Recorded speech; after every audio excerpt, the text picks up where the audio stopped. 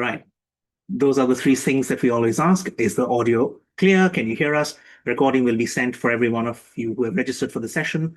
For all those of you who've come over here from different countries, thank you for being part of the Soulful Sessions that we've been doing for the last almost 5 or 6 years now. This particular session is about awakening certain aspects of our character, of our personality, and by extension, our own bioplasmic and energy field that we can awaken our inner psychic. Now, many of you have heard this term. If you've heard this term before, please write yes in the chat. If you've heard the term psychic, have you heard the term psychic? Have you heard the term mentalist? Have you heard the term intuition? Have you heard the term psychic powers? All of these essentially talk about certain awareness levels. We'll be talking in a slightly systematic way how you can access different parts of these faculties, how you can access these faculties, how you can train yourself and have it made useful and available to you on a practical note. So for anyone over here who has to deal with other human beings, anyone here who has to deal and meet and talk to or text and call other human beings, anyone here with that? Not just as a matter of job, but as a home, right? It's a trick question. All of us have to deal with other people. So when you have a certain degree of awakening of the psychic powers, you can find it easier to deal with other people, making your life simpler. Now, anyone here who doesn't want a simpler life? I don't think that answer applies for anybody. So without further ado, we'll have Hengame lead us into the session, and then we'll take turns as we do in talking about these topics, all right? Recordings will be made available for everybody, and if you have any questions, put them in the chat, and we'll get back to you, all right? Thank you so much. Hengame, over to you. Thank you so much, Arko. So we are going to talk about the concept of intuition, its difference between intellect, sensing. You know, sometimes you have heard they say this person has a sixth sense. What is that connected with intuition? Different levels of intuition. Like we have lower level, we have higher levels of intuitions like clairvoyance and direct knowing. And then towards the end, we will talk about what do we need in order to activate our intuition or develop our intuition, and what are the different techniques that could help us develop intuition. So let's begin by with a short invocation as usual, and then we will start the session as Arko explained. So please close your eyes, relax your body. If you feel any pain or discomfort at any area of your body, just bring your awareness to that area and mentally say, I let go. I am not the body. The body is just a vehicle of the soul. I am the soul. I am that I am. Inhale slowly and deeply. Exhale slowly and deeply. Inhale and exhale. Relax your body. Now bring your awareness higher to your thoughts and your emotions. Just observe each and every thought that comes to your mind and fade away. Mentally say, I am not my thoughts. I am not my emotions. Thoughts and emotions are just products of the soul. I am the soul. I am that I am. Visualize all your thoughts and emotions disintegrate and disappear. And what remains is just brilliant white light. Inhale slowly and deeply. Exhale slowly and deeply. Now bring your awareness to your heart chakra located at the center of your chest. Smile to your heart. Bring your awareness higher to your crown chakra located on top of your head. Smile to your crown and mentally say, to the Supreme Being, to our spiritual teacher and all the spiritual teachers, all the holy gurus, holy masters, saints, archangels, holy angels, healing angels, and healing ministers, to all the beings of light. Thank you so much for all of your priceless blessings, for your divine light, divine love, and divine power, divine guidance, help, and protection, inner healing, and physical healing, good health and happiness. Thank you for your abundance and prosperity, spirituality and illumination. Thank you in full faith. Inhale slowly, inhale all the blessings. Exhale slowly and be aware of your whole body. Inhale slowly. Exhale slowly. Inhale slowly, inhale all the blessings. And exhale slowly. Now please put your two hands in a namaste position in front of your heart. Be aware of the presence of each and every person in this session and mentally say, Namaste. Thank you for being here. And when you are comfortable, gently open your eyes with a big, big smile. Namaste and welcome everyone. So let's talk about what is intuition, and whatever we share in this presentation is from the teachings of Master Choa Kok Sui and pranic healing and our own readings besides that, but it's mainly based on these teachings. Okay, so let me just share a presentation and we will start. Arko, back to you. Thank you. Thank you, Hengame. Awakening your inner psychic. Okay, first, all the credit to the teacher, introducing the teacher, Master Choa Kok Sui, the founder of modern pranic healing and Ahratic yoga. All of for us, for Hengame, for myself, I speak on her behalf when we say this, that our foundational understanding of all matters esoteric come from the framework that Master Choa Kok Sui has laid out in pranic healing, Ahratic yoga, and some of the higher teachings. A lot of the deeper truths become more obvious, become more apparent when we use these frameworks and guidelines given to us. So we will be talking about consciousness, states of consciousness. We can talk about the subconscious, superconscious, the rational mind, inner perception, all of these. These are terms that the teacher has made simplified for us. You can access the same quality of the teachings, the same understanding by reading the books of Master Choa Kok Sui yourself. And our understanding as we go through life deepens. Some of you may have done this session before or heard us talk about topics on this matter before. What you understood then and what you understand now, and potentially what you'll understand in the future, will be different because it's not just you who's evolved, but the energy around you has evolved as well. Think about how life was. If you'll just go to the next slide. Think about how life was 5 years back. This is 2025. We have what? 30, 40 days left for 2026 to begin. Remember when 2025 was the big thing, Wesak 2025, the world hierarchy is going to come in. How many of you remember that? Say yes in the chat if you remember. Everyone's talking about Wesak 2025. That's going to be a big thing. And now we're talking about something in 2026. Do you remember 2020? A certain thing called COVID-19, 21, 22. Do you remember the lockdown, unlock? All these words have become part of our vocabulary.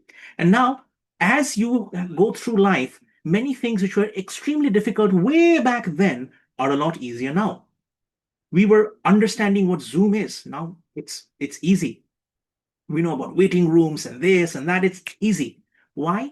Because we have been trained through our past experiences to have this data stored in our mind somewhere. Okay, now we have a physical mind, we have an emotional mind, we have a mental mind. All of these factors come in. All of them collectively, we can call them the mind. In some of the teachings of Paramhansa Yogananda, he references something called the conscious mind, the subconscious mind. You've heard of this word, right? Subconscious mind. How many of you have heard the word? Subconscious, right? So if you've heard the word subconscious, write sub in the chat. If you've heard of the word superconscious, write superconscious or super in the chat.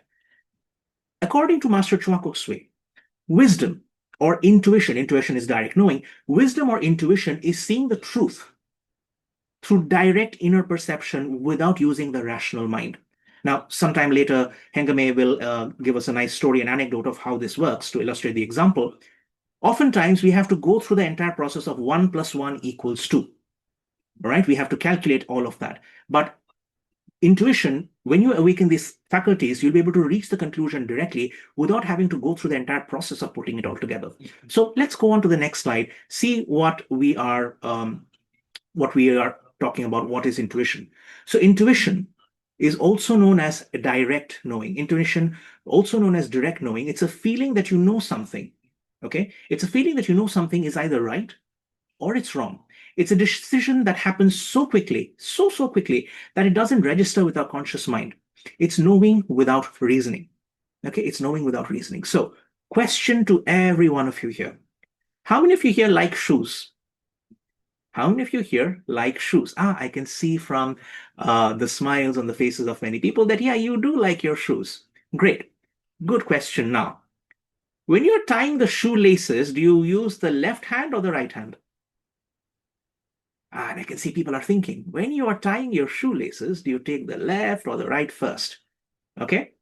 Some of you will say, I don't know. Some of you will say right. Some of you will say both. Okay, great question. Now, some of you will say, hey, I wear slip-on shoes. I don't really wear them, wear shoes with all of that stuff in. All right. When you're wearing socks, do you put your left foot in first or the right one in first? When you're wearing socks, do you put the left one in first or the right one in first? Another question I'll ask you. Now, while in pranic healing and everything we say, keep your arms open, I'm going to ask you to cross your arms. Like crossing your arms? Cross your arms over your solar plexus. Cross it. Do it for me. Cross your arms. Go on, cross your arms in front of your chest. Keep it crossed. Like cross it. Fold your arms in front of your chest. Yeah? All right. Great. Now reverse it. Reverse it. Reverse it. Reverse it. Does that feel comfortable for you? It feels weird. It feels off. So I cross my left hand over my right. If I put my right hand over my left, it just feels really weird. Why do you think this happens? Now, I'm not asking you to cross your hands like this. It's this way, like you're tucking your arms in. Why does it feel so weird? Because your mind has a certain framework for it. Your mind has a certain set of habits and patterns that it doesn't register in your mind. Am I putting my left foot on first, my right? Sorry, you don't put on your feet. You put socks on your feet, unless you're wearing prosthetics, in which case you do put on your feet. So if you're putting on your socks, if you're putting on your shoes, your mind doesn't consciously register what it is that you're doing. There is a framework. These are heuristics. These are frameworks which we apply in our life, in which you just go with the movement. If something appears off, it is because it is not falling in your pattern of knowing. So you can take split-second decisions that doesn't register in the subconscious mind. It's when someone makes you aware of your own basic things, like crossing your arms or putting on socks or shoes or tying shoelaces, that if you start to register about it, it becomes a little off-putting. Now, there are different stories in which there are other teachers where we have Plotinus, who's the pupil of the great teacher Ammonia Sakas. He founded the Neoplatonic school. Plato comes from Plato, okay? Aristotle, Plato. So human understanding, human knowledge has 3 steps. What's the first one? If you can see the words on your screen. The first one is your opinion. It doesn't have to be right, doesn't have to be wrong, doesn't have to be factual, can be fantasy. It can just be opinion. Okay? It can be an opinion to say that Superman is the greatest superhero of all time. And some will say, no, it's Batman. It's an opinion. Science. Science says neither Superman nor Batman can exist because of various reasons. And illumination is when you have direct knowing. Illumination is when you know that you have superpowers available to you, which you can utilize. Now think about it. I'll ask you this question. How many people in this group have learned pranic healing or any form of energy healing modality? Basic, advanced, psychotherapy. How many of you have done healing? So just write in the chat, healer. If you're a healer, write that in the chat, healer. Yeah, I just wait for some responses. If you're a healer, if you've known some healing, just write healer, healer, healer, healer, healer. Right? Okay, fantastic. We've got quite a few healers in the room. Fantastic. To all the healers over here, you are able to move your hands in the air and reduce someone's pain and suffering, yes or no? To all the people who've written healer, you have the technology of moving your hands in the air and reducing someone's pain or suffering or discomfort, yes or no? You can do that. Is that not a superpower? Is that not a superpower? That's a superpower. How do you do it? Because you are aware of certain things. So it can be someone's opinion that, hey, healing works, healing doesn't work. The science is, well, if science means you can repeat something with experiments. So when you can repeat something over and over in a certain set of conditions, that means it works. And illumination is knowing how to use these abilities to produce certain results. So Plotinus, he explained that the means, the instrument of opinion is sense, what you perceive. Your perception is your reality. Your opinion is what you're seeing with your sense. Dialects or speech or illumination, intuition, these are the things used of science. So without getting too much into detail of that, When you know something to be absolutely true, and you can repeat and replicate that, then you are working in the realm of illumination or intuition. Okay. Now, in case that sounded a little too much over the thing, let's go on to the next slide where we'll go a little more into the depth of certain things. Okay.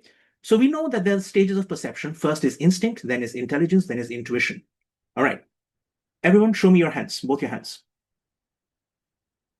All right. For those of you who have your cameras off, I'll just assume you're doing this movement. All right. Place it on your belly. Place it on top of your navel. Place your hands on top of your navel. Say instinct. Instinct. Say that, instinct. Why do we say that? Because this is where our gut instinct resides. Most of you have your guts in your stomach, right? In your abdominal area. Anyone who has your guts elsewhere? No? Okay, good. All dealing with regular anatomical people. This, your navel, is instinct. Okay. Now, take your hands, place them. You can place one on your throat. You can place one on your forehead over here, or between your eyebrows. Tap that. Tap these two. Yeah, whichever, right, left, doesn't matter. Say intelligence. Intelligence. Why this? Because you're looking at something, you are reasoning. You can put your hands down. You're looking at it, reasoning, and you're expressing. You're calculating. So this is where intelligence comes in. Clear with me so far? Fantastic. Take your hands and place it on top of your head on your crown. Like that. Place that right there. Feel that? Feel the top of your head? That's intuition. So there are 3 levels of understanding, 3 levels of awareness. The first is an instinctive thing. Those of you who drive cars, or those of you who ride bicycles, you know how to move, how to drive the shift, right? For those of you who are working in any kind of anatomical, any kind of intellectual fields, whether it's data processing or videos or any kind of intellectual rational work, you have to use your mind and analyze all the time. So whether it's banking or finance or education or science and tech, STEM, you're using your intelligence all the time, right? And I'm absolutely certain many of you will have met a lot of people who don't use their intelligence at all, yes or no? That part is supposed to be a joke, you can laugh. That part is supposed to be a joke. Sometimes I feel I should have install a sign over here that says applause. I should just press that button that says, okay, Orko has made a joke, you can laugh. And then by seeing everyone's very serious expressions, I'll know that that joke was like completely flat. But anywho, that's my intuition saying that the joke did not land. Intuition is direct knowing. You don't need anyone to tell you anything. Okay, for those of you who are giving the laughing emoji reacts, my heart goes out to you. Thank you so much, my tribe. So if you look at on the right side of the presentation, you'll see the diagram of the chakras. Okay, this was beautifully illustrated by Hengame and her team way back when. It's on the heal.pranaworld.net website. You should check that out. By the way, did you know that we do scanning reports? You can actually get us, you can buy a scanning report and we'll tell you which of your chakras are in what kind of condition. It's a brilliant thing. So on the right-hand side, you'll notice that instinct, which was navel, that is connected to the lower parts. Okay, navel and lower areas. Your intelligence is kind of in the middle areas. If you look at the central part of the chakral system. And if you look at the above part, this is connected with intuition, direct knowing. So as we journey through life, we move from intuition, from instinct to intelligence, from intelligence to intuition. Do you notice the movement from bottom to the top? And then again goes from top to bottom. Again, bottom to top, top to bottom. Sounds familiar, like any higher meditation you may have done? Therein lies an interesting secret. So that is about the stages of perception, how it works, so an introduction onto what intuition is. Do you know that there are different forms of intuition? Do you know the different forms of intuition? Interested? All right. Hengame, would you please illuminate this particular topic? Thank you so much, Arko. Just wanted to add to this, Arko explained beautifully. Master Choa in Pranic Healing explains that different chakras, all chakras have physical functions, psychological functions, and spiritual functions. So if you want to develop certain characteristics, we need to develop those chakras related to those characteristics. For example, Ajna chakra is connected with willpower. So if you really need willpower, you need to work on that chakra. Now, spiritually, like chakras also have a spiritual function. So means there are certain powers connected with the chakra. So as the chakra gets developed, those inner powers also start to develop. So that's why if a person starts to do a lot of spiritual practices, certain inner powers start to manifest, such as the ability to sense the energy. We call it pranic scanning. The ability to see, we call it clairvoyance. The ability to hear the inner world, we call it clairaudience, intuition. So each of these is connected with certain chakras. To know more, there is a book called Chakras and Their Functions that you can read and understand. But in different courses of pranic healing, these are explained in more details as well. But the book Chakras and Their Functions is really detailed, discussing about each of these chakras in our system. Now, what are different forms of intuition? We have lower intuition and we have higher intuition. Now, lower intuition is with form. Higher intuition is without form. Now, we sometimes call the lower intuition as clairvoyance ability as well. Now, even clairvoyance has different levels. I remember reading in one of Master Chokoku's books that even very, very good clairvoyants are 70% of the time accurate. They are not 100% accurate all the time, because that's why it's called lower intuition. Because what they perceive might be accurate, but interpretation might not be accurate. And sometimes also when the person is a bit emotionally attached with something, what you see could be clouded. So means it could be, it might not be exactly 100% accurate. And so it might be, again, clouded, but by our own thoughts of other people. And even if it's accurate, the interpretation might not be accurate. For example, if a person is afraid of water, for example, they had an incident where they were about to drown, and so they have phobia of water. So when they do meditation, maybe they ask a question or try to look at something, they see blue color. Now, they may think blue is connected with water, and because they have that phobia of water, they may interpret it wrong. They may think it's a threat, for example.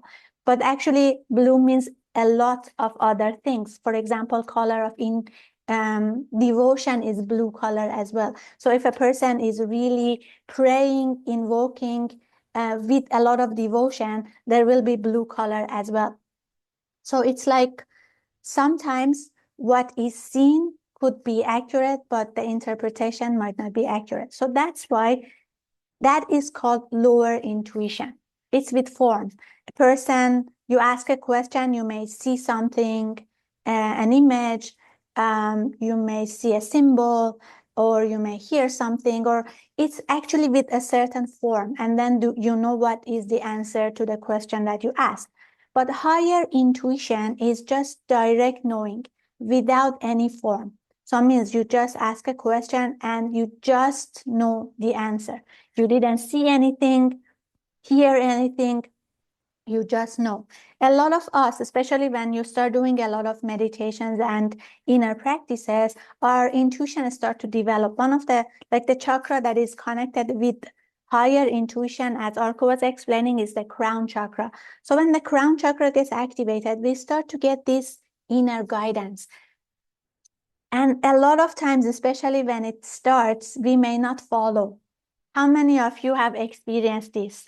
Like, for example, you want to go somewhere, a voice, it's not a voice, but you just know, like, you shouldn't do this. Or you want to go to a trip, something in you says, take these shoes, or take this, do that. Sometimes it happens that you may even miss a certain address, but just through intuition, you just drive, and then finally you see that you are in front of the address that you were looking for. It has happened to me several times. And one time I remember one of my friends was sharing this, that she wanted to go for a trip, and then something, like an inner guidance was telling her, take your trekking shoes, take your sneakers. And then she was thinking, but that's heavy. We are not going to go for, walk or trek. Why should I take it? She didn't take it. So when she went for the trip, somehow they went for mountain climbing or something, if I'm not mistaken, and she only had her slippers. And then because of that, the slippers actually got, torn. And then she realized something told me, in my head, something told me take this, and I didn't. It has, especially when it starts, in the beginning, a lot of time it has happened to me also. You get that inner guidance, but then you start analyze, think about it, intellectualize it, and then you think, no, maybe I don't need it, and then you don't follow it. Something happens, you realize that I got this message that I have to do this, but I didn't. Okay, but after some time it becomes clearer. Now we will talk about what are the prerequisites that we need to actually really awaken that intuition. And also we will talk about what is the difference between intuition and inner noise, because sometimes the voice that we hear is not really intuition, but is a thought form. So it's actually not guiding us, but confusing us. Okay, now, do you know what is the difference between intuition and intellect? What is intellect? What is intuition? There is a story in esoteric teachings, I think in India, in Persia, a story of the elephant. So one is 5 blind men and elephant. The other one is elephant in a dark room. And then when you light the lights, turn on the lights, then you will see the elephant. Okay, so intellect is through understanding, through study, through analysis, like what Arko was talking about, intelligence. So there is this story of 5 blind men and an elephant. 5 blind men wanted to know how an elephant looks like. So the first person touched the trunk and said, this looks like a snake. Second person touched the ears and said, looks like a fan. Third person touched the body and said, this looks like wall. Fourth person touched the feet and the legs and said, this looks like pillar. Fifth person touched the tail and said, looks like a rope. So each person touched a different part, had a different idea about the elephant. But so these are like intellectual people. Science, a lot of time we have experienced this. Science discovers that, for example, this fruit, this vegetable, something is good for certain things. And then a few years later, they discover something else, which sometimes is completely contradictory. Okay. A lot of time it happens that science changes. Like they were saying, for example, Earth is flat. Later on, they said Earth is round, is like a globe. So it changes because people who are trying to understand something with intellect is like blind people. They don't have the full picture. So sometimes it's touching the trunk, sometimes it's touching the ears or the body, the legs, the tail. But an intuitive person is like a person who can see. So you ask them how an elephant looks like, they can tell you how an elephant looks like. A lot of scientists were partially intuitive in the past, or a lot of businessmen. Sometimes an idea comes in cartoons, they show that a light bulb suddenly lights, and then we have an idea. So intuition is like that. It suddenly comes, and then we have an idea without even thinking about it. It's like direct knowing. And then we can use the intellect to actually develop it further. So that is the difference between intuition and intellect. Now, what are the benefits of awakening intuition? Arko, thank you. Thank you, Hengame. One of the things I really like about that previous story of the elephant in the room, it must have been a very, very patient elephant. Imagine if you were in the room, okay, and someone's trying to figure out with your body is like a brick wall, or your tail is like a snake, or like a rope, or your nose is, for people with big noses, we are sensitive about it being saying that, hey, it's the length of a snake. So it must have been a really, really patient elephant. And that is an interesting part about the whole intuitive aspect. We often look at, okay, the direct knowing side of it, but we forget that there is an element of analysis that comes through. Someone wrote in the chat, analysis paralysis. And we often get stuck with that. If you've got multiple decisions to take, how many of you know people, many of your friends, who want to write a book or they want to start their own business? Any of you have friends like that who are always talking about, I'm going to learn this musical instrument, or I'm going to learn this, I'm going to start that? Any of you got friends like that? Maybe some of you have met them in the mirror. Okay, maybe you've seen these people in the mirror. Okay, so this often happens that we are analyzing something so much that, okay, if this condition is perfect, then I'll start this. When that happens, I'll do that. When I get this much of money, then I'll be happy. It doesn't work that way. Why does it not work that way? Because the environment will never be perfect. We have to develop that stillness and quietness within us, which will lead us into the intuition versus noise, inner voice versus inner noise discussion. As we're able to control the forces within, this is a quote by Master Choa Kok Sui. Many of you would have read it. The forces within often, if you need to conquer the forces within, not the forces without. If you can conquer the forces within yourself, then things become a lot more easier. You would have heard some variation of this from various spiritual teachers across all traditions, many different traditions. Now, for the purpose of this particular discussion, there are 4 benefits to the awakening of the intuition that we'll talk about. Accelerated decision making, which will lead to less mistakes, which will lead to more innovation and eventually harmony. I want to go 4, 3, 2, 1. Okay. If you look at these 4 aspects, decision making, less mistakes, innovation, harmony, look at the 4 of these. Which number do you resonate with the most? To the 99 odd people. We've got 99 people in today's chat. Nice. To the 99 people in this conversation.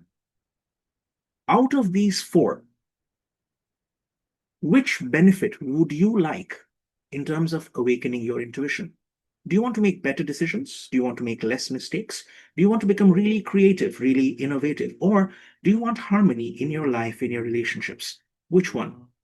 Take your time. Take your time, but not too much time.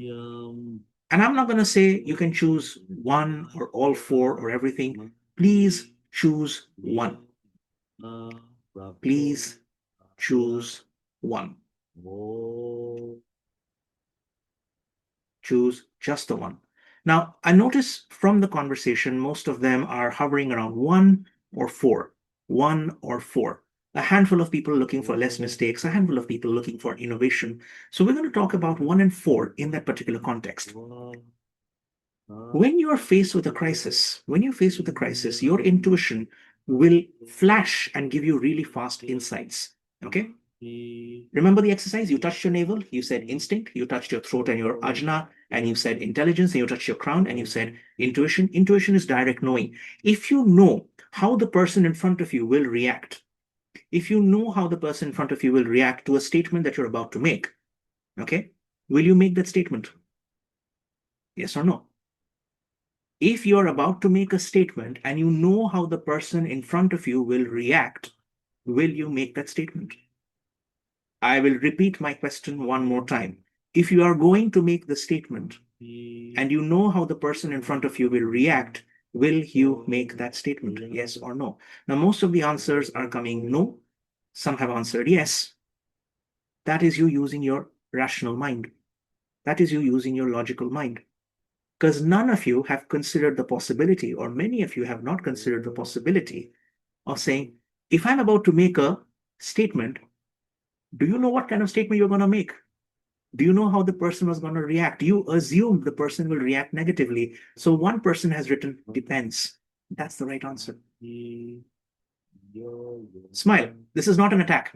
It is us trying to show you that there are a lot of preconceived ideas, a lot of biases that go into our decision-making process. We assume things about ourselves and other people. So many of you wrote that, yeah, if I know how the other person will react, I will not say what I'm going to say. Stop assuming things. So if you want a practical thing on how you can develop things, if you're taking notes, write this part down. Stop assuming things. You see something interesting? Stop assuming things. Let's reframe my statement, okay? And then you see how your answer goes. If I'm about to say something, and I see if you're about to say something and you see the way, if you know how the person's going to react, would you say something? You said no. All right, reframe. Frame number one. If I'm about to say something hurtful and I can see the way the person reacts is positive, am I going to still say it? If I'm going to say something hurtful, but the person in front of me is going to take it in a positive way, will I say it? Chances are yes. If I'm about to say something nice, but the person in front of me will take it in an insecure manner. So this has happened to you. How many of this is? I'm recounting an experience with you that happened with me in office. I saw a person, my boss, and I said, "Hey, sir, you look really nice today." He was wearing he was in a business suit, and I say, "Hey, sir, you're looking really nice today."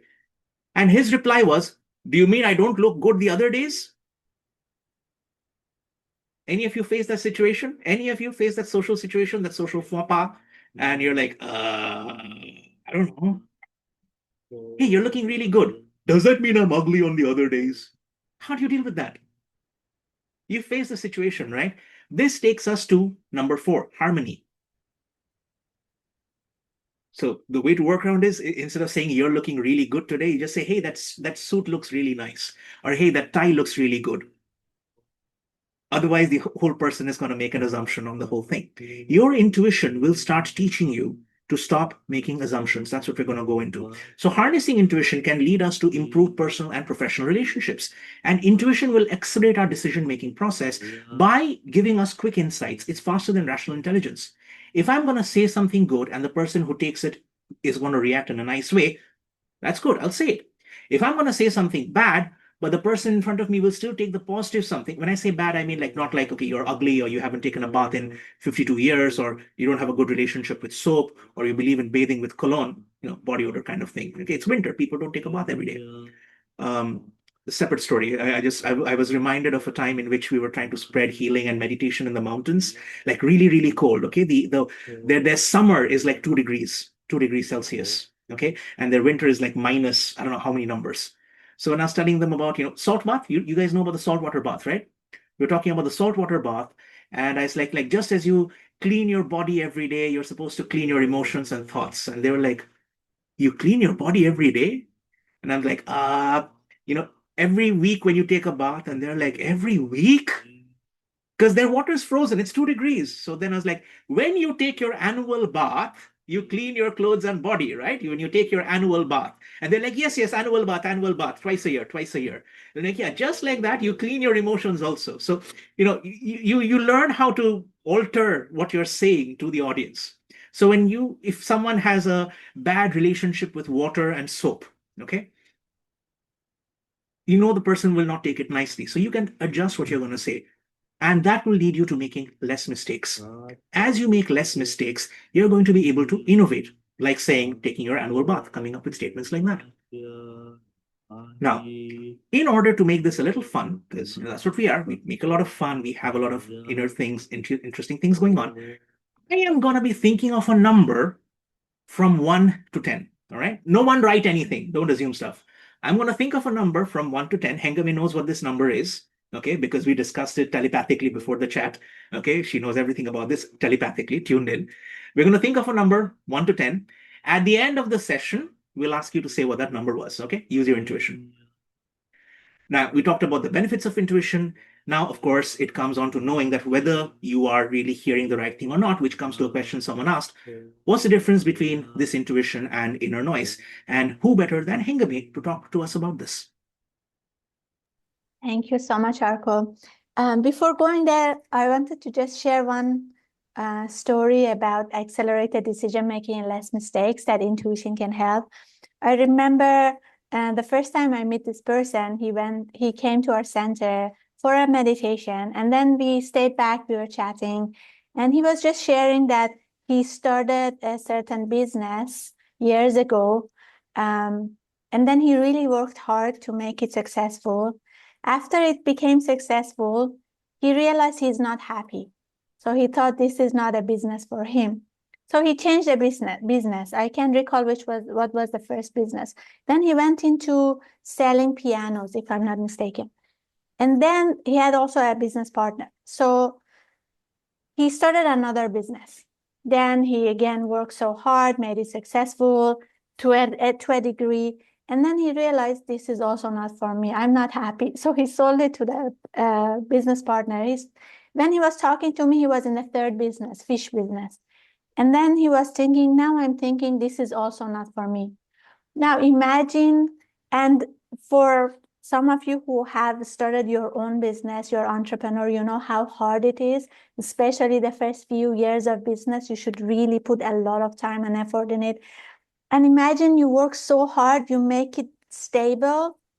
I don't say like successful, but even stable. And then you realize, no, I'm not happy. This is not for me. Imagine if from the beginning you knew what is the purpose of your life, what makes you happy, why you are here, what you need to do, and then start that business so that whatever effort, time you put in it, it will be beneficial later on, and you will be happy because that is aligned with the purpose of your soul, the purpose of your life. Okay, so that is one thing that developed intuition can help us to do, make a decision which is actually aligned. Now, what is inner noise and what is inner voice? Now, let me ask this question. For how many of you, you wanted to make a decision in relation to something, and then you have a lot of voices in your head? Like you want, for example, this is a very simple example. Someone send you a nasty message, and then a part of you says, send something worse, retaliate. Another part of you says, no, it's not nice. Let's just forgive, forget about it. Another part of you said, don't say anything now, later. Another part of you says, let's take this to a higher authority and show like what this person is all about. So each part of us says something inside, and then you think, how many voices I have inside me? What are these voices? Okay, now this noise, we call it inner noise. Our chakras have consciousness of their own. Master Choa Kok Sui has a quote saying, chakras are like pets. They have consciousness of their own, but they have to be controlled. Each of our chakras, as we discussed, have a certain function. Okay, for example, solar plexus is the center for lower emotion, like stress, anger, frustration, fear. So when you're in a very difficult situation or emergency situation, stress makes you puts you in a position to make fast decisions, either fight or flight, or run away. So we need that stress. And if you notice when you are stressed, you actually do things faster to meet the deadline. Okay, so it's not bad. Fear, for example, is a protective mechanism. If someone doesn't have fear at all, they may burn themselves with fire. They may just jump out of a 10-story building and die. But fear protects us from situations that actually, harm us or target our existence, for example. So all of these are required. All the chakras, whatever functions they have is required. Sex chakra, for example, is because of the existence of sex chakra, we have that urge.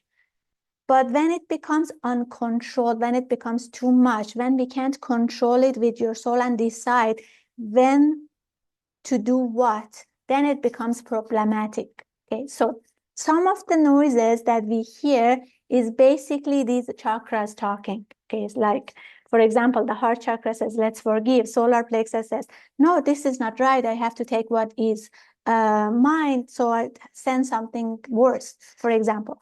Ajna says, let's just wait and then decide proper. So our soul should be able to control all of this. And the noise is not just this. Also the thought forms that are in our system. How many of you, the first time you started to meditate on silence, okay, so not to think about anything, then you realize there are so many thoughts in your body, in your system. Like meditations that you sit and don't think of anything. A part of Twin Hearts meditation is also meditating on silence. Now, if I ask you now, don't think about anything for 2 minutes. Can you do that? Now, why, when we want to just meditate on silence and not think about anything, then we realize there are so many thoughts in our head. First time some of you started meditating, for me was like that. When I started to do meditation on Twin Hearts, when it reached to the point, let go and just meditate on silence, then I started to have a lot of thoughts, like what should I do after this? What do we have for dinner? So a lot of thoughts started coming, and even thoughts that, about, for example, my job, my life, my partner, so many things. And then a lot of people think, how come when I want to just meditate on silence, these thoughts come in my mind?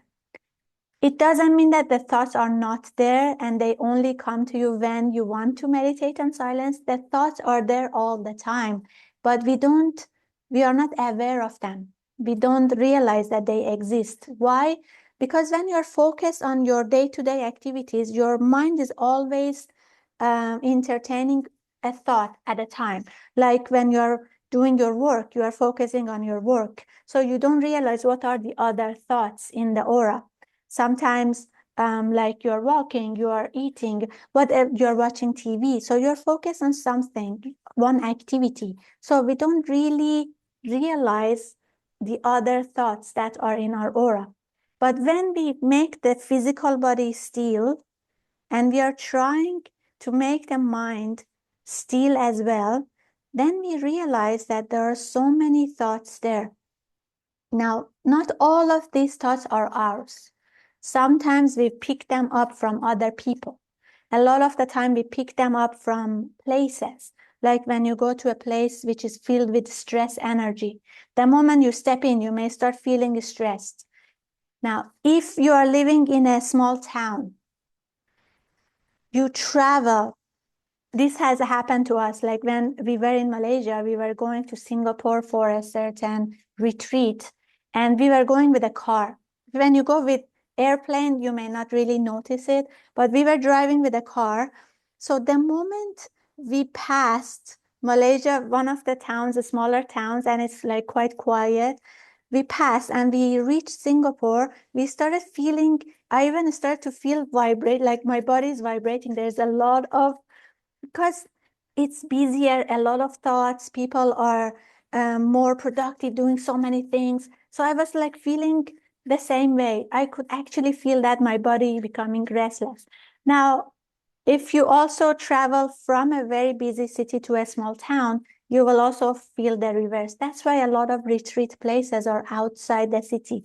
They are in mountains, in jungles, outside from the city, because there is less thought forms there. So when people go there and meditate, they can achieve that stillness in an easier. But in the city, there are a lot of thought forms. So we pick them up. Master Choa Kok Sui in one of the books says, living in the city itself, we are contaminated by thoughts. Because a lot of people are creating a lot of thoughts. They say each person creates like 60,000 thoughts, if I'm not mistaken, per day. And then what percentage of those thoughts are positive? A lot of stress, a lot of worry, a lot of fear. So not a high percentage is collectively positive thoughts. So we are actually contaminated, we are affected by those thoughts. So that we call inner noise. Sometimes when you want to connect to your higher self and get guidance for a certain matter, a certain decision, you may realize there are so many noises that doesn't actually allow you to really get that message. Okay, so if you read Theosophy, it warns us of the psychic pitfall, the tendency to mistake lower psychic impulses for higher intuition. Now, some people think that guidance, that message that they are getting is intuition. But in a lot of the times, it's not intuition. It's just an inner noise. Now, we will talk about how to actually make sure it's inner voice. Because there are some prerequisites. Before we receive intuition, we need to have certain prerequisites. We will talk about it. Otherwise, a lot of time it could be inner noise. So the mind is the slayer of the real. Let the disciple slay the slayer. That's by Madame Blavatsky. So what is inner noise? The inner noise, let's start with the inner voice as I wrote here. Inner voice is our guiding light, providing insights without the influence of analytical thought. It is often consistent, calming, and brings clarity. Inner noise, on the other hand, comprises our fears, doubts, and intrusive thoughts. It induces anxiety, confusion, and changes frequently.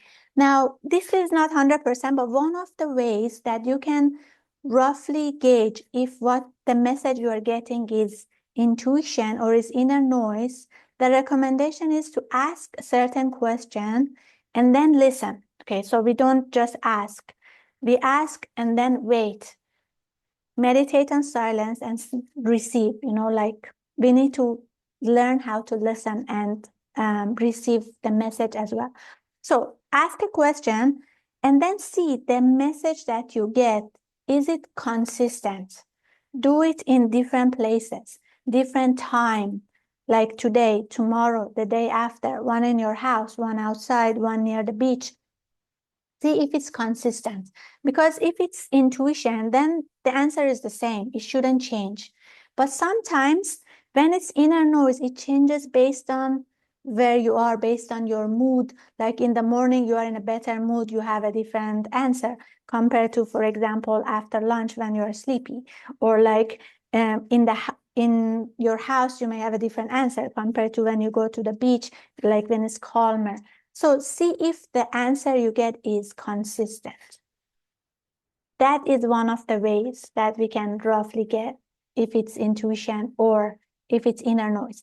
But in order to receive intuition, the crown chakra should be activated.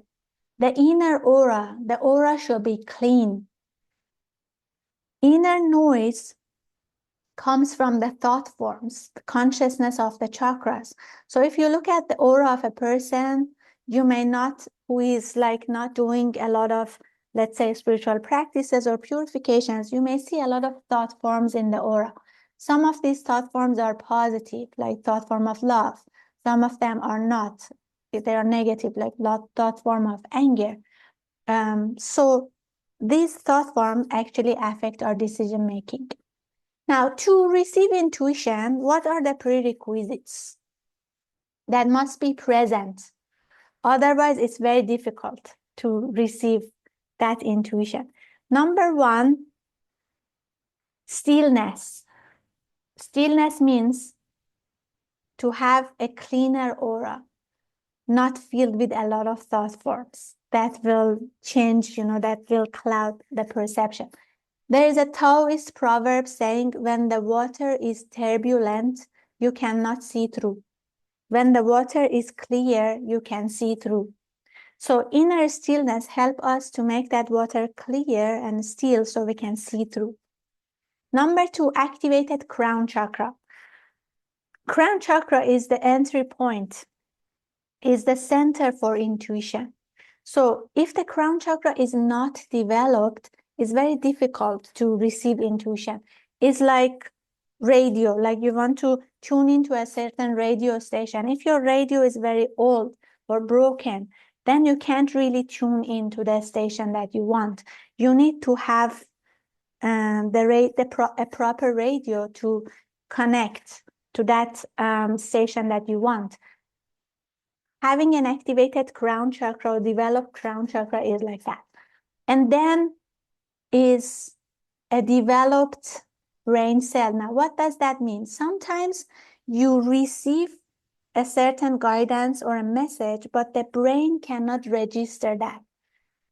Has this happened to you? You ask a question, few days or 1 week even later, you suddenly get an answer. And you're like, this is the answer that I was looking for. Or sometimes during your sleep, but after some time. So means the answer was there, but the brain cells couldn't really register that. So sometimes when you read something, when you see a message, when you go somewhere, when you talk to someone, they say something that it connects with the message that you get. Then the message it's like downloads, but later on. Okay, so that is also required, developed brain cells. Now, why do some people say that intuition comes from the heart or the gut? Okay, we talked about it. No, people say so many things. If you Google something, you will get so many answers, and not all of them are accurate. Now, gut is connected with sense. Now, sense is, for example, have you seen before an earthquake or a certain calamity happens, animals already sense that something is going to happen. They know it. It's not intuition, it's the sense. Okay. We also have that ability to sense things. Some of the very successful businessmen, when an opportunity comes, they just know if this is a good opportunity to take or not. This is not always intuition, but it's that sixth sense or gut feeling. Sometimes, I heard that giving birth actually helps to activate the chakra that is connected with that gut sense, that gut feeling or sixth sense. So you see a lot of mothers are very good with this. They have this gut feeling, like they know if a situation is going to happen or not. So that is a certain power, but it's not intuition. It's sensing, sixth sense, different from intuition. Now, heart, it doesn't really come from the heart, but because heart and crown are connected, one is the center for, love, one human love, one is the center for universal love. And if you look at how the crown chakra is, it has 2 layers, 12, the inner layer is 12 petals, looks like the heart, and the outer layer 960 petals. So crown and heart are connected. When the heart chakra gets activated, the crown chakra is easier to activate the crown chakra, because if a person cannot even love the family members, friends, how this person can experience love on a global level? It's not possible. So basically heart and crown are connected. So when you activate the heart, the crown chakra also starts to get activated. So probably that's why they say comes from the heart, but it's not really the heart, it's the crown. Okay. No, it's just different levels of working. Okay, if you read the book Chakras and Their Functions, you will understand a bit more. This is also discussed more in pranic psychotherapy class if you are interested in Master Choa teachings. But instinct of knowing, sixth sense, is different from intuition. It's more connected with, material world. Intuition is different, like decision making, a purpose of life, and it's a bit different, different levels. Okay, so starts from the sense, then intelligence, then intuition. So it goes towards higher chakras. Okay, so it's like instinct. Intuition is direct knowing. It's inner guidance. It's a bit different how they work. Now, how to activate or awaken intuition, Arco? Sixth sense is similar to, if they call it sixth sense, but it's actually gut feeling, or that instinct of knowing or sensing. Thank you, Hengame. Taking over from that part, what is the sixth sense? A question to the audience. How many senses do you have? Question to the audience. How many senses do you have? Okay, you can look at each other. You can ask around. You can ask Google. Some of you may go on to ChatGPT. Hey, ChatGPT, how many senses do I have? All right. Most of you will say 5 senses, right? Because we're talking about a sixth sense. Now, what if I ask you? What if I tell you? What if I present to you? What if I present to you? That's a nice way of putting it, right? Because if I know how you're going to react, then will I say what I'm going to say? How do I present to you? Do you have a sense of, so what are the 5 senses that we know of? Sight, sound, taste, touch, and smell, right? Those are the five senses connected to our sense organs, okay? Do you have a sense of time? Do you have a sense of time? Do you have a sense of direction? Do you have a sense of temperature? So that's 3 more, right? Do you have a sense of pressure? That's 9. Do you have a sense of balance? That's 10. We have these senses already within us. The concept that there are 5 senses and there's a mysterious 6th sense, it's a very outdated notion. I'm presenting this to you. You can analyze it, you can think about it, you can accept it or reject it. That's up to you, all right? But do you have possibility? Can you make room in your mind for the possibility that you have more than these 5 sense inputs? Sight, sound, taste, touch, and smell, right? Sense of time, sense of pressure, sense of direction, sense of orientation, sense of balance, sense of so many. There are so many. So we can say that we have all these senses. Now, very interesting point in the context of intuition. Your sense organs, let's stick with the known 5 or the known 8, 9, 10, whichever. I don't have the time or the knowledge to talk about the 360 or even 21, but we'll stick with the 5 that we know right now. Thank you for that. These senses, they take information from where and they present that information where? Your eyes are taking in information from where? From the outside world, and they're sending that information where? To your brain. Yes or no? Are your eyes taking information from the brain and projecting it to the world? Any of you able to think of a thought and burn that image onto the wall? Any of you able to do that? No. Your ears, they take in sounds from the outside world and they what? They channel it to the brain. Yes or no? Your mouth is the one organ that takes an internal thing and presents it outwards. That's the sense of speaking. Okay. So when you say, Are this person, you have this in India, this person is saying nonsense la. Okay. When you say nonsense, like, are they talking about sight, sound, taste, touch, smell? What? Which one are they talking about when they say they're talking nonsense?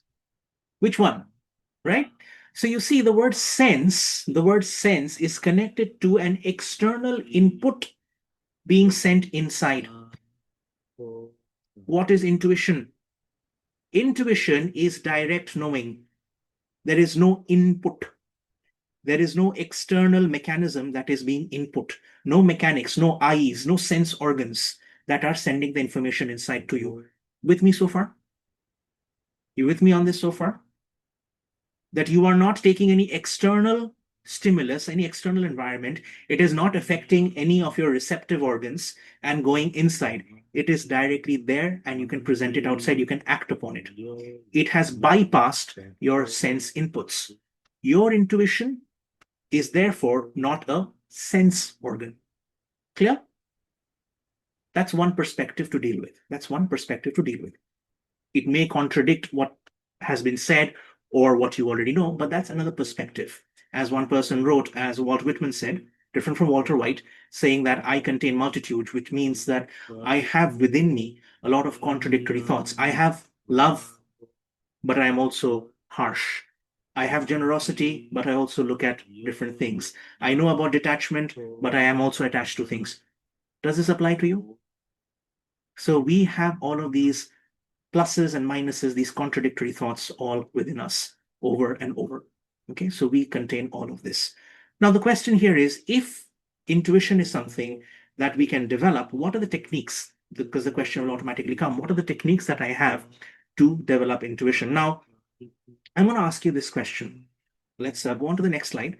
When you look at it, you'll say, oh, is that all that there is? It's very simple, okay? Because it talks about purification, talks about self-healing, breathing, affirmations. Yes, all that is there. But let me ask you this very particular question.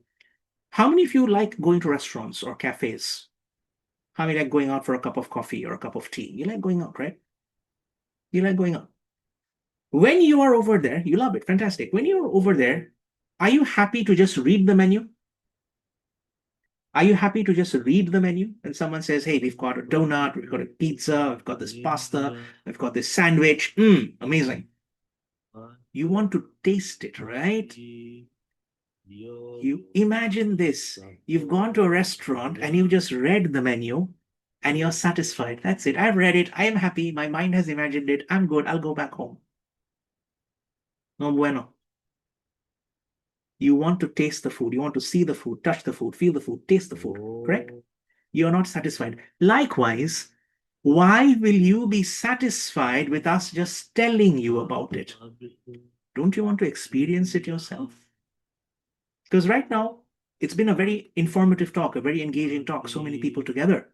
But we've been just laying out the items on the menu. Do you want to experience it? Do you want to eat the item on the dish? Yes or no? Yes or no? Oh, the number was decided long back. The number was decided long back. It's up to you to figure it out. But here's the part where it gets interesting. Here's the part where we guide you through a little bit of the practice. Are you ready? If you are ready, please capital yes in the chat. Are you ready? Are you ready for the practice instead of just reading about the menu? Are you ready to eat the item? Yes? Okay. Sit straight. You know how this goes. Sit straight. Chin parallel to the floor, shoulders roll back and down. If you're lying down and it's comfortable, try to sit up for this. It'll really activate your ability. Okay? It'll really charge things up.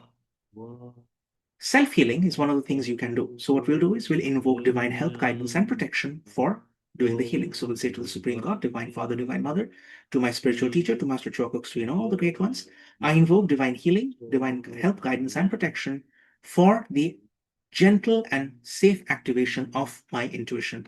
Thank you, Lord God, for cleaning out my crown chakra, for cleaning out my forehead chakra, my ajna chakra, my throat chakra, my front and back heart chakras, my front and back solar plexus chakras, my spleen chakras. Thank you for cleaning my liver minor chakras, my navel chakra, my men chakra, my sex chakra, my basic chakra, my perineum chakra, my hand and soul minor chakras. Lord God, thank you for the rapid, miraculous cleansing of all negative thoughts, negative emotions, negative patterns, negative planted programming from all my chakras. Thank you for cleaning all the dirty, diseased, and used up energy from my physical body, from my etheric body, from my astral body, from my mental body. Let all the negative thought forms, all biases and prejudices be cleared from my system now. Thank you in full faith. Thank you, Lord God, for the rapid, miraculous healing. Thank you, God, for the rapid, miraculous healing of all my loved ones and my friends and the people I love. May their auras and chakras also be cleaned. May they be blessed. May all my loved ones, the people I love so much, may all of them be healed. May their crown, forehead, ajna, throat, heart, solar, spleen, liver, navel, magman, sex, basic, perineum, hand and soul minor chakras, all of these be cleaned now. Let their auras be balanced. Let there be peace. Let there be clarity. Let there be understanding. Let there be harmony. Thank you, God, for this. Thank you in full faith. Take a deep breath. Inhale. Hold. Exhale. Hold. Inhale. Hold. Exhale. Hold.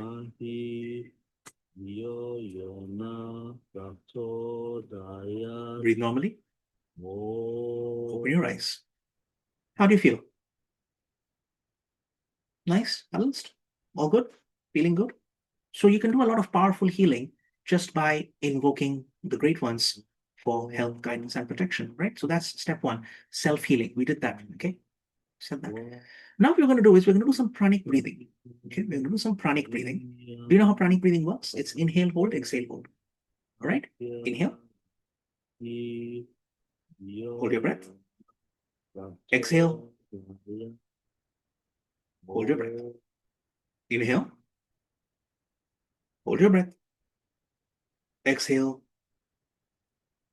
Hold your breath. All right. Breathe normally. Breathe normally. Many of you, many of us have this tendency to get into overthinking mode. So we need to switch off the analytical mind and get into the intuitive space. Agree? You with me on this? If I say inhale, hold, exhale, hold, many of us, we start counting. Am I inhaling for how many counts? I'm holding my breath for how many counts? We get into that space, right? We overthink. And even though we say, keep your eyes closed, keep the tongue connected to the palate, tongue connected to palate becomes difficult. Closing eyes becomes difficult. So we're going to try using one of the techniques that we know. You've heard of this statement, right? It's in giving that we receive. How many of you heard that? It's in giving that we receive. All right, it's in giving that we receive. Okay. If we want to receive fresh energy and information, we need to give some energy, correct? Now, what you're going to do is you are going to exhale. Exhale. I'm saying it. Follow. Exhale. Hold your breath. Exhale again. Hold your breath. Your lungs are empty. Inhale. Hold. Inhale again. Hold. Exhale. Stop. Stop. Exhale completely. Hold. Inhale. Stop. Inhale. Hold. Exhale. Stop. Exhale. Hold. Inhale. Stop. Inhale. Hold. Exhale. Stop. Exhale. Hold. Close your eyes. With the help and blessings of God, I am sensitive and alert.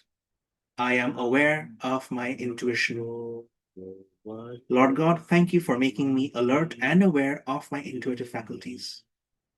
Now withdraw your consciousness, okay? Imagine yourself that your whole body is full of light. Withdraw the light from your feet, from your hands. Bring the entire light up to your abdomen. Bring the light up to your chest, to your throat, to your head. Bring the light up to above your crown. Now look down. You'll be able to see your physical body below you. Just relax and let go. Relax and let go.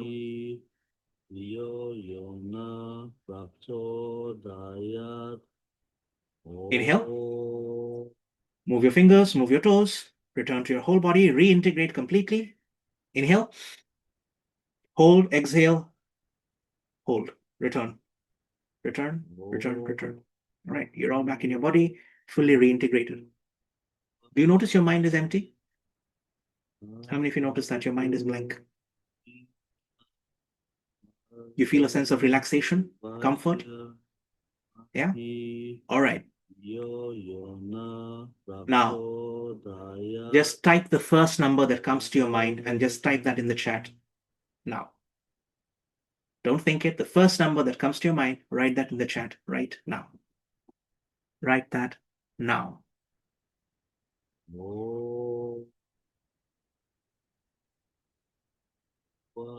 For all those of you who wrote the number 8, cheers to you. For those of you who wrote the number 3, cheers to you too, because you saw one half of it. Okay? You saw one half of it. For those of you who wrote 4, well, you got half, but mathematically. So giving points to those who got 8, who got 3, who got half, well done. If you got a combination of 4s and 2s, you got that right. We did say it was going to be from the number of 1 to 10. So if you got a different number, well, we can do the breathing practice some more. So if you got the number 8, well done. So that's on how you can do purifications, how you can create more space for yourself. Before I hand the part over to Hengame, where we talk about more active parts, there's one thing that I feel is very important we should talk about. Many of us go to sleep.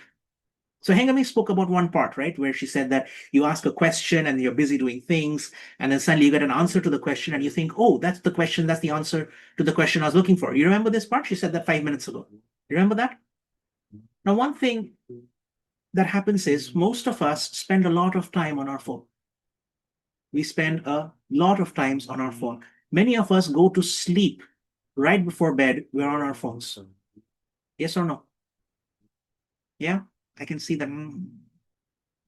I know, I do the same. Yeah. A lot of time on videos and reels and TikTok and whatnot. We spend a lot of time. Do you think your mind is going to be empty for the intuitive parts to come in? Do you really think that's going to happen? Because we are really filling it up with a lot of different types of content. You're seeing some news about some tragedy somewhere, or a funny cat somewhere, or an AI video somewhere, or a baby, or food, or I don't know. You've got everything being compressed and dumped into your mind right before bed, are you going to be able to use your natural God-gifted intuitive faculties? There was one guy who was very famous on TikTok for doing this. So if you want to do something yourself about the emptying, well, stop feeding your mind garbage right before you go to sleep. I'm not even asking the second part. How many of you reach for your phone the first thing you wake up in the morning? I'm not even asking about that part. But judging by some reactions, we know it's true. You know it. You know it. I don't have to say anything, right? You know it. So imagine this. You are waking up in the morning, phone. You're going to sleep, and the last thing, okay, right. Really basic question, okay, very obvious question. Imagine there's a child, and you want to put the child to bed. You want to put the child to sleep. Will you shine a light on the child's eyes? If there's a baby, and the baby needs to go to sleep, are you going to shine a light in the child's eyes? Answer me. You're not, right? What are you doing before bedtime? Light on your eyes. What are you doing right before bedtime? Big, bright, moving lights in front of your eyes. You think your intuition is going to work?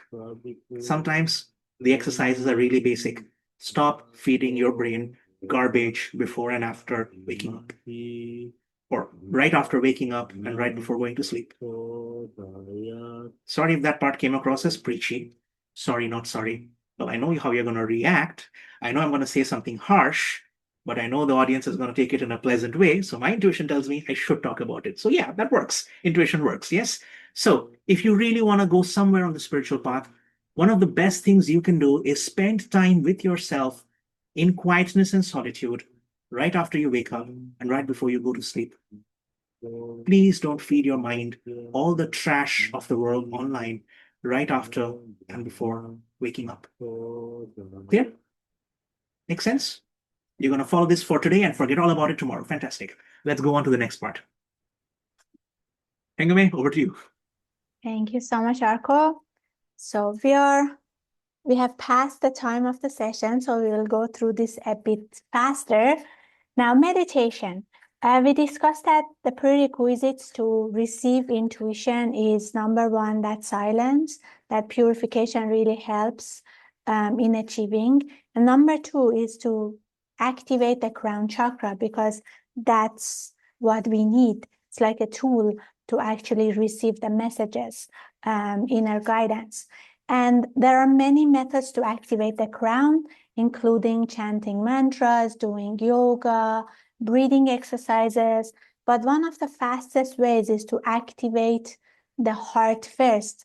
So there was a question previously in the chat that why some people says the answer is in your heart.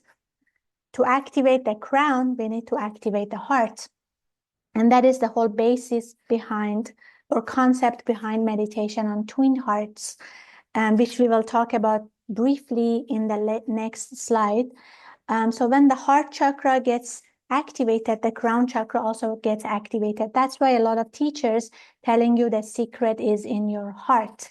So meditation on twin hearts is a simple guided 20-minute meditation that helps to activate the heart and activate the crown. And by doing that in a regular basis, I can almost guarantee that everybody will start to have some inner experiences. Now, regularly means at least 4 times in a week. And if you do it for like 1 month, 2 months in a regular basis, as the aura starts to get cleaner, the heart and crown chakra are getting stronger, more activated, then you start to have some inner experiences. For me personally, the first time I started to do this meditation, I just felt good. I started crying in the beginning, but I was dealing with some depression issues before. So I started to feel good, happier gradually. But the more I did it, after a while, I started to have some inner experiences. Like I started to see this brilliant violet color during the meditation. And then it reached a point that sometimes when I had questions in mind, and so I have that intention, I meditate, as part of the meditation, I could see some things. Like one time I really had a difficult time with a colleague, and I was thinking why the situation, our relationship is so difficult. Even when I wanted, as Arko was sharing earlier, sometimes you want to say nice things about someone, but they take it wrongly. So even when I was genuinely wanting to like be friends with this person or really like something about them and just go and share with her, she would take it in a wrong way and think I'm looking down at her, but it was not really the case. So I was really thinking, what's the issue? Why we have this problem? And I remember when I did the meditation, I saw something that would really cleared a lot of things, why these things, like why these problems happen in our relationship. And that gave me a lot of insight now how to tackle, how to improve that situation. And later on, it really improved. So don't take my words. As Arko was saying, these things are experiential. You need to experience it for yourself. It's like if you want to tell you how sweet tastes like, how sugar tastes like, we can describe it for hours, but you don't get it unless you really taste it yourself. And this needs to be done on a regular basis until the crown chakra gets activated. At least 1 or 2 months, try it, and then see for yourself if it works for you. Twice a month on a Tuesday, meaning next week, we are going to have an online Twin Hearts meditation as a group. You are most welcome to join. And after the meditation, we do a group healing. So it's basically 2 of the things we just discussed, purification and the meditation, which is Twin Hearts. We do it combined in one session. And we do it on alternate weeks. So next week, we are going to do the meditation Twin Hearts, same timing, Tuesday. And if you are free, please join us and experience it. So Twin Hearts starts with an invocation, is a guided meditation. We will guide you through the steps. We remember a happy event, smile to the heart to activate the heart partially, and smile to the crown to activate the crown. Then as part of the meditation, we become a channel to bless every person, every being on earth. That helps to really activate the heart and crown. And then comes the second part of the meditation, which is to meditate on the light and mantra and then silence. So as we discussed, when the water is turbulent, we cannot see through. But when we reach that silence and we really let go, our consciousness expands. With that activated crown chakra, we may have a lot of inner experiences, a lot of intuitive experiences. And then we release the excess energy, we do grounding and finish the meditation. So we invite all of you to join us next week and experience this together. And again, meditation in a group even magnifies the effect, the energy, because we bring down that much energy together as one whole entity. Okay, so that's about meditation. And let's finish with brain cells, developing the brain cells to actually register the impressions of the soul. Arko, thank you. Thank you, Hengame. So this is the more or less the conclusion of the session today. You may be having all these beautiful inner experiences. You could be getting all the intuitive answers. And as one person asked in the chat, that if only a certain number of people, a fraction of the people in the audience guessed, does that mean that they didn't do the exercises properly, or they got this wrong? Was the technique not followed? The answer here is not just that it requires more practice, although that is one answer. One very important factor is your mind needs to be able to retain, register, and translate it. Go back to the example of the elephant in the room. Okay? If someone sees that it's a brick wall and they're translating it, but a person who's never understood what a brick wall is, maybe they've only known how to make mud walls or mud houses, or they make their walls out of drywall, it is difficult to translate that. Your brain must be upgraded to be able to translate the inner world experiences into something that is practical for you. We can talk about technical terms and medical jargon in all sorts of ways, but if the audience doesn't understand it, if your brain doesn't have the tools, if it doesn't have the vocabulary, how are you going to translate that to something that makes sense? One of the key techniques is to do the Arhatic Kundalini meditation. It's in part of Arhatic Yoga, where most of you would have been familiar with the word Kundalini in various concepts. The purpose of the Kundalini meditation is to upgrade your physical body and to upgrade the brain, so that not only do you know what you're seeing, you remember what you're seeing, you understand what you're seeing. Knowing, remembering, understanding, and then that leads to the higher levels. So in order to register the impression that you've got, the intuitive understanding that you've got, to remember the insights, you may be dreaming, in your dreams, you may be getting the best answers to all the questions in the world, and you wake up in the morning, back with the phone.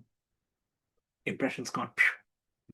How do you stop that? I'm making light of it, but the serious answer is have a journal beside your bed. Have a pencil or a pen and paper. You know this. There's nothing new that we are talking about here. Keep a journal, a dream journal beside, and just write down in whatever way you can. Or if you have a recorder, speak into the recorder. What did you see? I saw in my dream a purple colored elephant. It was wearing blue colored pants with yellow stripes. I think polka dots are coming back into style. And then you start a business on polka dot pants. I don't know, something. Okay. It could be anything, could be whatever it is. It's up to you to interpret it. Okay. Somehow I see polka dotted pants seems to be a very popular topic. So maybe we will do something about that later on. If you're doing a business, go for it. Write down your thoughts right after waking up. Don't feed your mind garbage. Okay. You journaling, writing it down, speaking it is super important. One very interesting point is of all your sense organs, only one sense organ allows you to express what's inside to the outside. Okay? There's a lot of power in that one. There's a lot of power in that one. Be very careful of what you think and what you say. These factors affect your life. Especially be very careful of what you say. It's not what you say, it's also how you say it. It's not just what you say, it's also how you say it. Different examples for different times. But in order to make sure that your brains are capable of not just registering the impression, but translating it in an accurate manner. That's the keyword, translating it in an accurate manner. Someone thought 8, one person saw 0, one person saw half, one person saw the other side. Your brain must be able to register it accurately. So depending on all of this, keeping the benefits of intuition, how to activate it, we now bring our session to an official close. It lasted a little longer than we had planned. Apologies for that, specifically from my side. Hope you found that useful and interesting. Thank you so much for being here. Engane, over to you for closing remarks. Thank you. Just before we end the session, just wanted to answer the question in the chat, like why only 4 people guessed it correctly. First of all, we talked about 3 things: purification, activated crown, and brain cells. So all of them is required, not just one. And then developing chakras is like developing muscles. If you want to develop a certain muscle, you go to the gym, they teach you in one, for example, exercise what to do to develop it, and you just do it once to see how it's done. It doesn't mean your muscle is developed. You have to do it in a regular basis until your muscle is developed. Similarly, that's why spiritual practices need to be done in a regular basis. It's not just do it one time and you got it. It's a continuous effort. It's like building muscles. So we need to really focus on them, do it in a regular basis. Once the crown chakra is developed, once the purification is done in a regular basis, so the aura is clean to a great degree, and the brain cells are capable of registering the impressions, then only we can really receive intuition whenever we need it. Otherwise, yes, partially we receive intuition here and there, we get guidance in life here and there as we are doing the spiritual practices, but it's not really voluntarily. Like the moment we ask, we don't get it immediately. Sometimes the answer comes, but it downloads later on. Sometimes we don't get it. The only thing that can help us to really get the answer whenever we ask is to develop that. And it's not easy. It's a continuous practice until, no, master says, learning is knowing, remembering, practicing, and mastering. So knowing is not enough. We need to remember, we need to keep practicing until we master. And that is a long way to go. But at least we have techniques to make it easier.